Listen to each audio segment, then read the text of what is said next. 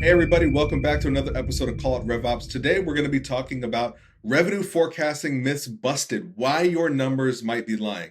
Now, we're talking about revenue forecasting, but Raj, I know we kind of discussed this a little bit. Really, this is more or less revenue foresight, not forecasting. Is that Yeah, I fair to mean, say?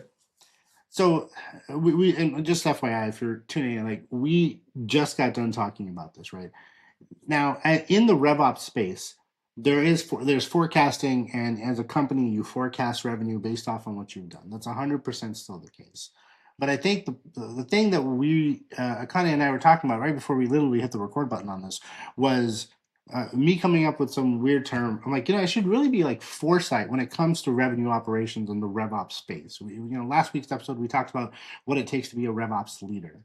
And in this case, in order to properly predict and forecast revenue, a foresight of what has happened, what did we do, what worked, what didn't work in a marketing standpoint, and how do we send that information to sales and align with sales on it is more of a foresight idea based off on what we've done. And that, just like with any other thing, right? Like if your data is bad or whatever it is, we were forecasting is going to be off. So, we were just kind of playing around with the terms, realistically speaking. And I was like, it's more like in our space, like as a leader in RevOps, you have to have the foresight and understanding of, hey, we have to look at all of these things, and we're going to talk about these myths, right? Like, Connie, what are the three myths in this category that we're going to bust? Yeah, and to your point, like in order to have accurate forecasting and to bust these myths and to kind of get more accurate data, you have to have the foresight to know where to look and who to talk to. But I think segment one or step one in this process is to say what are the most common myths about Yeah, revenue forecasting. Now, I think it helps to have like a definition of some sort. So I'm going to read this generic definition, right? Revenue forecasting is the practice of predicting future income based on historical data, market trends, and company performance. So there's three myths right there. The first one, historical performance guarantees future results. What we did in the past was going to guarantee results. The more data, the more accurate the forecast. I know we're going to talk about this. And then one attribution model is a key strategy. But these are all myths. And the reason they're myths is because they're going to get busted. So historical performance guarantees future results. I'll let you just take that away because I see so many yeah, problems with that. yeah. I mean, so there's 100% causality with when we talk about forecasting. Everyone steps up a baseline, right? And your baseline should be something that's accurate, right? It should be from last year.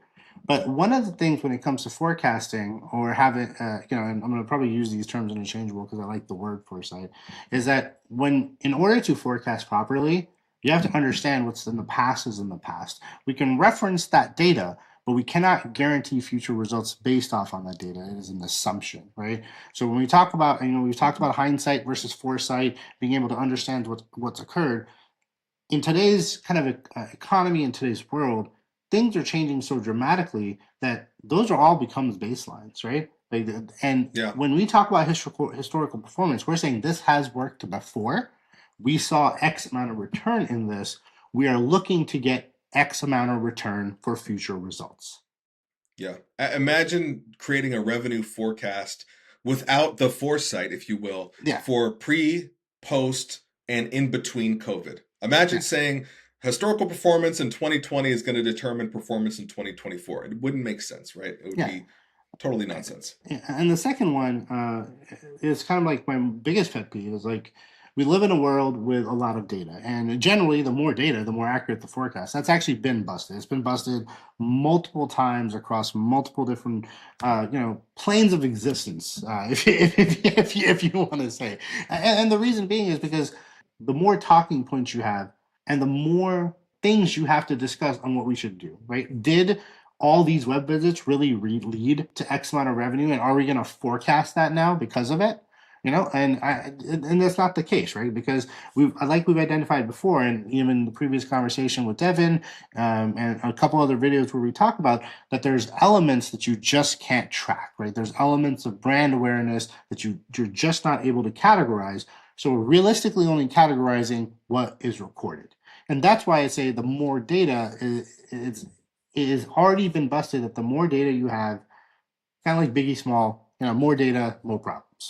Yeah, that's a great one. More data, more problems. Yeah, But the thing is, yeah, more data does not equal more accurate forecast. If anything, if we can tweak that to have it almost no longer be a myth, it might be the more accurate your data set is, the correct. better your forecast will Thousand be, percent. right? Yeah. So now we move on to our last and maybe scariest sort of myth because it's so widely accepted as being truth is that one attribution model is key or one to, you might say, rule them all. Yeah.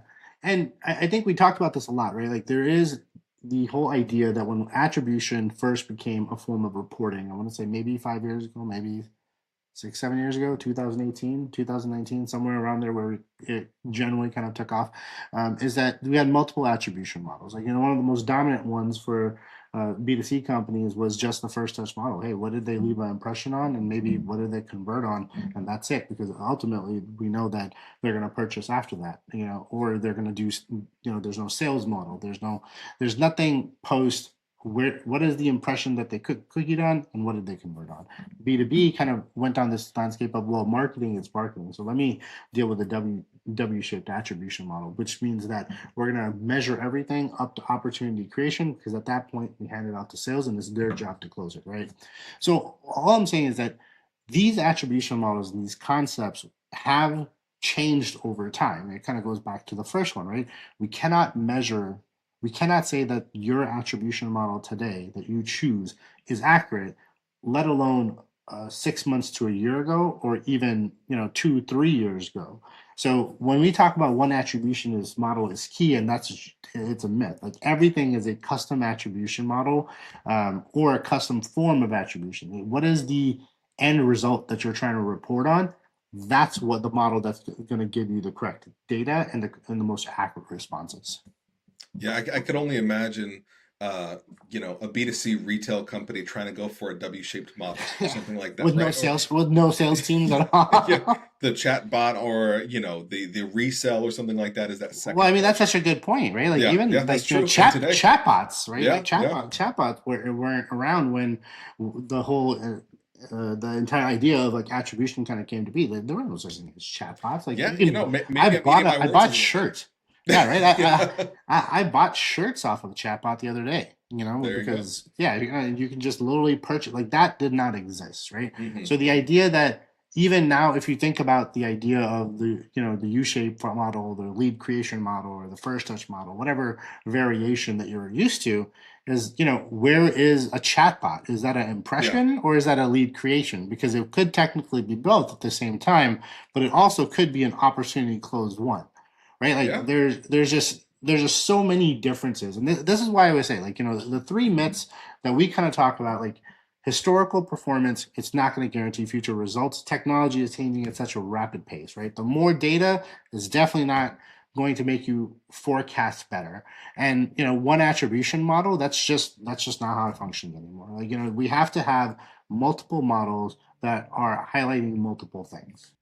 Now, to kind of segue into this next area that we want to talk about, which is why numbers might lie. So if you've baked into your organization these myths or you're following these myths, this is why your numbers might lie. And we're looking at two key points right here. The first is that old information can skew your numbers, and then optimistic assumptions. Now, we'll start with that old information piece. So, when we think about old information, what does that mean, and why would numbers lie if we're basing our thought process and forecasting on old information? And this is why I say this is more revenue foresight, right? Because that question, even though it impacts forecasting, is not directly tied to the process or the act of forecasting revenue, right? Data can be misleading, and it's due to multiple factors: old information, people moving jobs, expecting that just because let's just assume webinars or events closed, $1 million last year. This year we're going to do bigger and better and greater, right? No, like your baseline is your baseline for a reason, and then after that you have to analyze the results, and see what changed. We did a promotion last year in Adobe Summit. It was very popular. We're not doing that promotion again this year. We don't know what's going to happen because we're changing the promotion. Is it going to increase? Is it going to decrease? There's variances, because you're not going to promote this. I mean, if you want to give out, like, I don't recommend it, free marketing tip, like, don't please don't do pop sockets, or pens are nice, I guess, but like vary up your swag that you give at an event. It's not the same thing.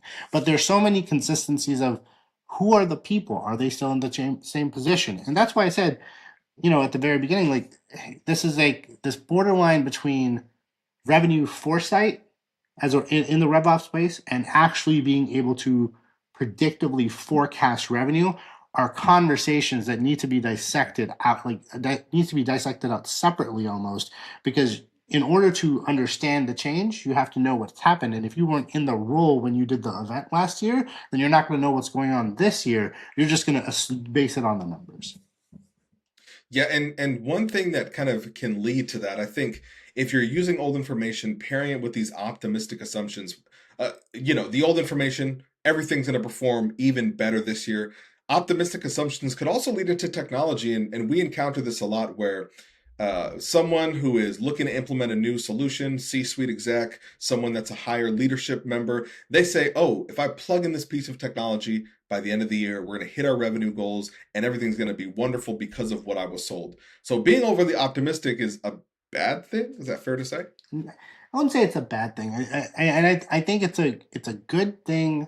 Well, I think it's a good and bad thing, because you want to set optimistic goals to achieve, like, to achieve success. Like, let's just be real, right? Like, if you're like, I only want to lose like maybe a couple pounds this year, lose a couple, but it's like, oh, I want to get into, like, I don't know, boxing shape or something. I want to run a 5K or a 10K. Those are realistic goals, but there's more effort being into it. So it's not necessarily like optimism is a bad thing, but in certain cases, like, I cannot train this year to box Mike Tyson, right? And I think that's the level of optimism Yeah. that we need to kind of scale back. Is that, and I think that's what you're really referring to, right? Like, I think you're really referring to the idea that all of a sudden I'm going to box Mike Tyson, even if I go at it, like, on the punching bag. It's just not going to happen, right? And that's what I mean, is that optimism is good, but contained optimism is better, because it's going to give you an accurate representation of goals that you want to hit. And that's kind of the most important part, right? How would you say an organization can strike a balance between up-to-date, accurate information, realistic revenue forecasting and foresight, and get that balance just right? What are some techniques or recommendations we could bake around that? So realistically, I think when you talk about forecasting, and I really want to call it foresight, but I'll call it forecasting for the purpose of this. That you really want to hone in on your alignment between what's worked, what hasn't worked on both marketing, sales, and customer success. And it kind of goes back into this cross-functional leadership space, right? We talked about what it means to be a great RevOps leader. That's what you have to look at. You cannot just Mm-hmm. look at one side of things, and you cannot only look at the marketing side of things. Like, in this space, you have to be able to look at the bigger picture. You have to be able to look at really and dissect what's happened before. Even if you're new to the role, if you just started, don't believe the numbers, right?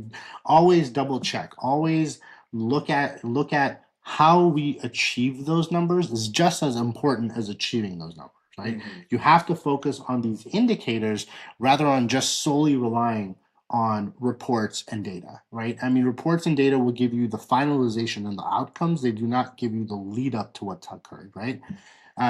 And then develop multiple forecasting models. One thing that comes to mind, or I'm reminded of when we talk about relying solely on the data, there's this interesting quote from Jeff Bezos that he was doing an interview, and they had this issue with their customers. So if you think about customer success, client success, where people said they were on hold for a long time, but all the data said they were on hold. Most of people were on hold less than a minute. So he brought everybody in the room, they dialed customer support, and they sat in silence for 12 minutes while they actually tried to get a customer rep on the phone. Now, this is Amazon, mind you. So you can just imagine if their data is not accurate, or if something is off even in an organization like that, there's a chance that it could also be inaccurate. So yeah, going back, double checking things, getting marketing, sales, and operations in the room together. I think those are all really great takeaways from that standpoint. One of the biggest takeaways that I still do to this day is the lead up. Like, everyone is so quick to make decisions based off on data that is generated. And in the RevOps space, and that's perfectly fine if you're an executive. I'm not saying, like, if I dive into the weeds or before all the C levels kind of come at me here. What I'm saying is, in the RevOps space, as a RevOps leader and someone who has a title of revenue operations, you should be looking at the lead up to the reports as just as much as the reports. I mean, Hmm. I still do that on a day-to-day basis with any campaign that we run. Like what were you giving away? How many entries did you get? How many entries per swag item? How many booth visits did you get? Did your Hmm. booth design change? I guarantee it did, right? All of those are brand initiated activities that people don't generally focus on, but that's it. That is what's when you think about someone stopping at a booth, aside, like if you're a big company, yeah, you probably have goldfish tanks and stuff. But if you're talking about in generalized the majority of business, no, I mean I'm serious. I did see like a goldfish tank at a booth. Like I stopped there to check out a goldfish, and I was like, this is a cool booth. But if if you're not, if you can't afford goldfish pillars in your booth, then the design does impact whether or not people are gonna, be like, oh, that's really cool. Let me stop there first, or let me just continue and move on, right? And that plays a role because if we talk about forecasting, well, people stopping at your booth, giving their information, having a conversation with you, unmeasurable, not going to show up on any report, but very, very huge in the overall picture. Absolutely. And so, with all that revenue forecasting, foresight, I really think is the way we want to go. I know there was three main takeaways that we wanted to summarize this particular topic about. Key takeaway number one: revenue forecasting is going to be prone to errors due to biases and an over reliance on historical data. Is that fair to say? Is that a good I think summary of I, that? I think I think that's a good, fair statement. Key takeaway number two: improving your data accuracy requires a mix of not only cross functional input, but also leading indicators and scenario planning. This isn't just a, hey, what worked last year? Let's just repeat it. You have to actually get the accurate data into your model to make it make sense. And then key takeaway number three: this might be going without saying, but if you have expert insights, you can help correct those flaws and improve your forecasting process. What do we mean by that? Like, what do you define? Like, maybe like a Well, I think it can come from a number of places. I think it can come from internal stakeholders. I think it can come from an agency partner, right? I think there's a lot of things that can kind of come into play because if you're not involving IT or marketing or sales, even human resources in the conversation about revenue forecasting. person that is the most closest to accurate representation that sees the data in and out is more than likely your marketing operations person. I remember when I was a consultant, I would, hard pay, like, we probably don't need to do, and then this time it was banner, or well, we need to change the swag from this year. Like, people don't like it. Like, this is the trend that we're seeing. We're seeing, something as simple as engagement rates decline. And we would present all of these, and people are like, well, what does that relate to revenue? And we're like, well, Hmm. it doesn't really relate to revenue. It's a trend that's occurring. Hmm. But people closest to these type of events, like the people who are managing the booth, talking to individuals, they have the most expert level insights on what made an event successful and not successful, Hmm. rather than just the numbers. And those are often, kind of overlooked. They're overshadowed, Yeah. overlooked. But the people closest to those type of events that generated, oh, why did this webinar do good, so good compared to another webinar? Who was on it? What was the engagement rate? Like, all of those are things that as marketers we used to look at before, and we just don't look at anymore because we're so focused on the final results and saying, well, increase these numbers. I want Yeah. to increase it by 7x this year. All right, well, the person that hosted all those webinars quit. Like, that's the person that people were coming to see or talk about. How do we replicate that? Those points of conversation, if there's, I know there's three takeaways, but those are very, very, you know, key points that are commonly overlooked when we talk about this. And like I said, it's not directly related to forecasting, but it does impact forecasting. Well, it's an important thing, because, and you see this in marketing a lot. We're closest to marketing, so we can kind of resonate Yeah. with this. But you'll see someone or a company kind of really sink their teeth into a topic that's very popular, search term heavy. Everyone's interested in it.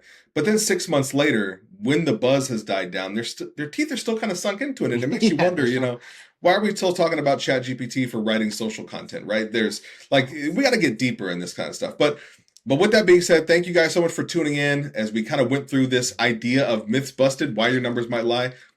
Get better numbers, have better foresight, and better forecasting. Be sure to check out the rest of our episodes on Call It RevOps, and we look forward to seeing you the next time.